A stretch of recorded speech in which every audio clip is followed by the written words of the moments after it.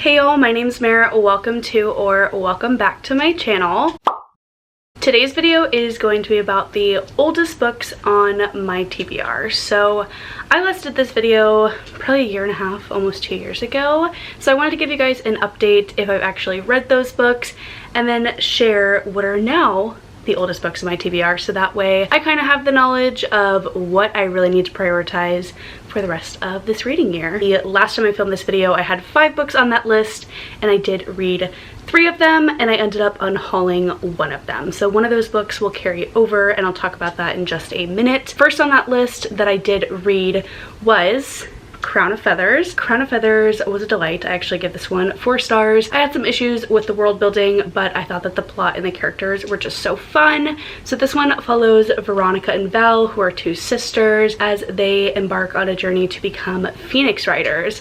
However, they have very different ideas of how to actually go about this, and it has parallels to 16 years ago when there were 2 sisters. One, the queen of the Phoenix Riders, had some disagreements as well. So this was super fun. I enjoyed the twist. Definitely glad that I kept this one on my TBR and still read it. Another book that I did read from that last video was The Final Empire by Sanderson, and I have actually read this whole original trilogy now. I haven't read the 4th book and beyond, but I read the original 3, and this one follows Vin, who embarks on a journey, basically the hero's journey, your typical quest element, and she discovers that she's a Mistborn, so she has to navigate these magical powers that she has and how to use them, and she has to use them to overthrow a dark ruler. So I gave this one 4 stars as well. The last book that I did read out of the original 5 on my list was Britt-Marie Was Here, and I no longer own it because I did unhaul this. This was tough for me because it is a Fredrik Backman book, and I do love Fredrik.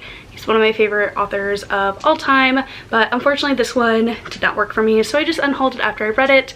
And I also unhauled A Kingdom of Flesh and Fire, which is the sequel to From Blood and Ash. I was just no longer interested in continuing this series, and it sat on my shelf for far too long. Now we're gonna start to get into my current oldest books on my TBR that I really want to prioritize this year. I struggled to kind of see what were my actual oldest books on my TBR according to Goodreads, so I ended up choosing books on my physical TBR because I hadn't categorized all of them, and so these are just the books that I really want to get read this year. I'm really trying to focus on my physical TBR and the books that I already own before buying new ones. So the first book that we're going to talk about, The Gilded Wolves by Roshani Chokshi, and this was the one that unfortunately I did not read from that last list. However, I am very excited to read this still. I think a big reason that I didn't get to this one last year or the year before that is just because I didn't own the next 2 in the series.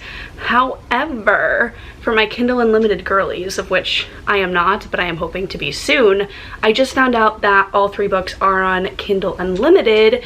So my plan for this year is to hopefully get a good chunk of my physical TBR read, and once I do so, I'm going to treat myself to Kindle Unlimited. I will then hopefully be able to just binge read this entire series, so I am going to read this year. Mark my words. I've eaten them 1,000 times by now because I keep bringing this book up in TBR videos. The Gilded Wolves is a historical YA fantasy set in 1889 Paris. It sounds so magical and fun. You're following this group of unlikely heroes who must work together in order to accomplish a common goal or a heist. It just sounds high stakes. It sounds super fun. I love a good group of unlikely heroes coming together. This one's been compared to The Last Magician and 6 of Crows, so I'm definitely very, very excited to read this very soon. Probably. The next book on this list is a sequel, and that is Our Violent Ends by Chloe Gong. This is the sequel to These Violent Delights, which I read over 2 years ago at this point. It's been a minute because I read it when it first came out. I was so excited about Our Violent Ends, and I just could not wait to have it, and then it got released and I never came around to it, and now I'm at the point where I read These Violent Delights so long ago that I'm not sure I'm really interested in Our Violent Ends anymore. I have Foul Lady Fortune somewhere as well, which is a spin-off series, so if I don't read this book by the end of the year, I'm going to be unhauling both of them because I just don't think I'm interested in this series anymore, which is okay. These Violent Delights is a Romeo and Juliet retelling. You're following Roma and Juliet in 1920s Shanghai as they are having to work together to uncover this mystery that is hurting a lot of their gang members, causing them to fall ill. I liked the mystery element. I really liked the prose. I think Chloe Gong is a very talented author, but I just don't know if this series is going to do it for me anymore, so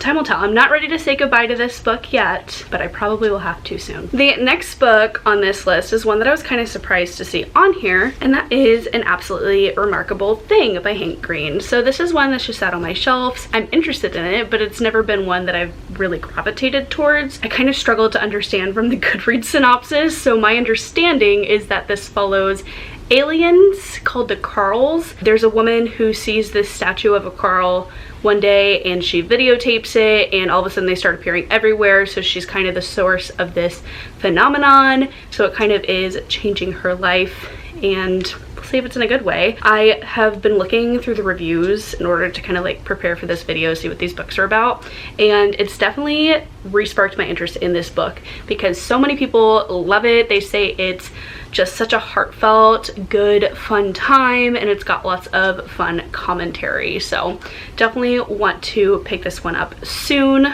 Our next book that I want to talk about is Witches Steeped in Gold, and as I'm holding it right now, I didn't realize it was so thick. Like, I feel like this doesn't look that bad, but it's kind of chunky. 530 pages. Okay.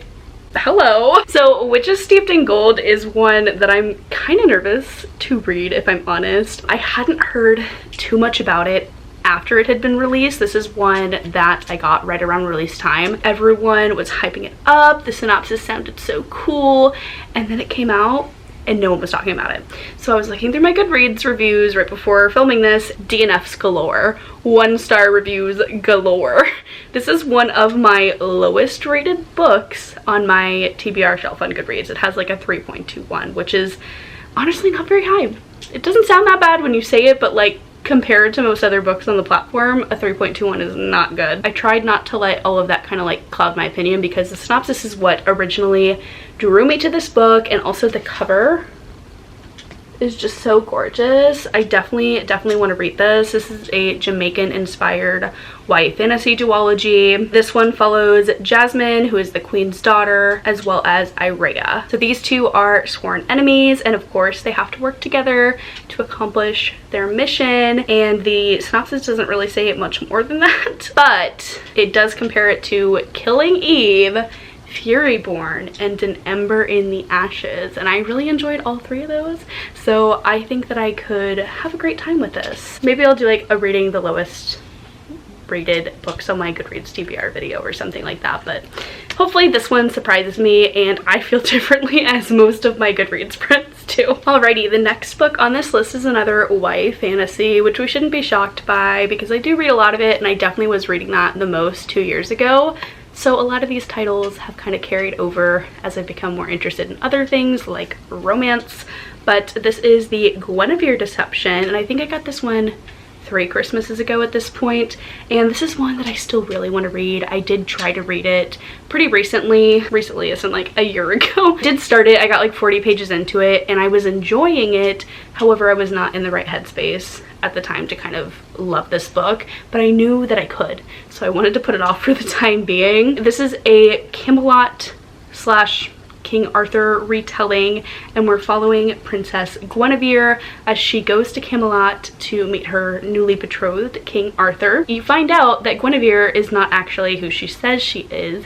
She is a changeling who's been sent there to protect King Arthur. This one just sounds so good. I love a good King Arthur inspired story. It's one of my favorites, and I'm excited to hopefully get to this one soon. But am I? Because it's been on my shelf for 3 years, but like also, yeah, I am. It's just waiting for me for the right time in the right place. So I've got 2 more books for you guys. The next one is The Wedding Party, which is our first romance on the list. The Wedding Party is by Jasmine Guillory, and the reason I have not read this one is because I have not had a ton of luck with Jasmine Guillory. I also have not read the first 2 books in this series, so if you've read this book and you've read the other 2, Please let me know if I need to read the other two to understand this one.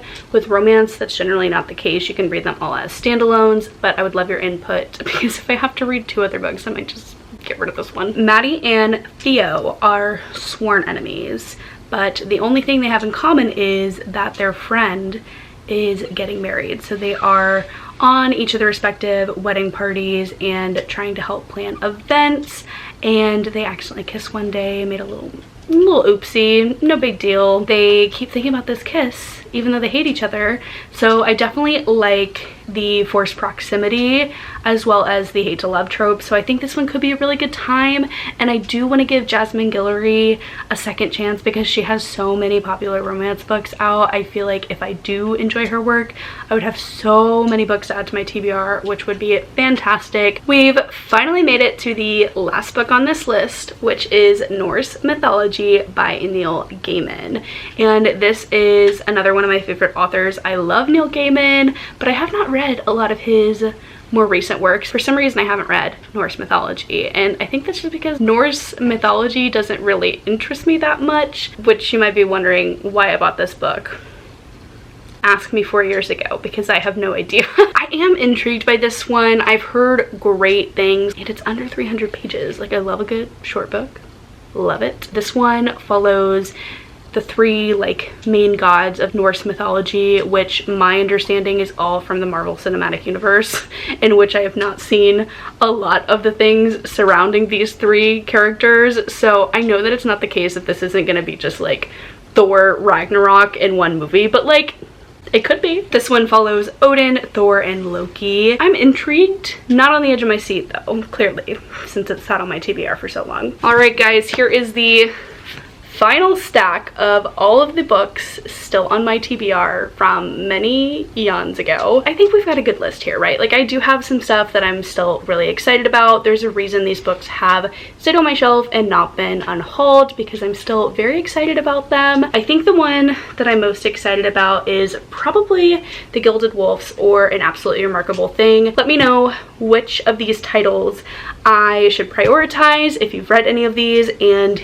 you did not like them, or if you love them. I would love to know all of your thoughts and opinions because it will help me make better decisions on if I should unhaul them or not. Thank you guys so much for watching. I really appreciate you being here. If you enjoyed this video, don't forget to like this video, subscribe down below if you haven't. Again, leave a comment on all of your thoughts on these books below. I would love to hear them, and I will see you guys in the next video. Bye y'all!